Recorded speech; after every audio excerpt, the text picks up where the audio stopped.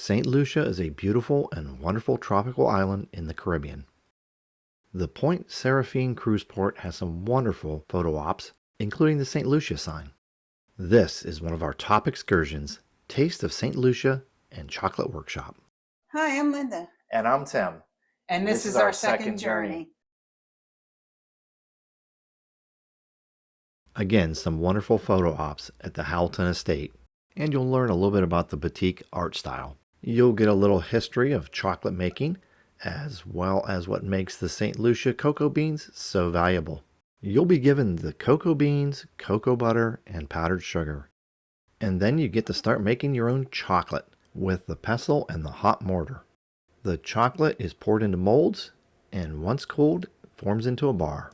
It was a challenge not to eat it right away, but we all did lick the spatulas. While waiting for our chocolate to cool, we could enjoy a complimentary punch, rum, chocolate, or Christmas. This was an absolutely wonderful experience. If you're enjoying watching these videos and want to see more, please consider subscribing.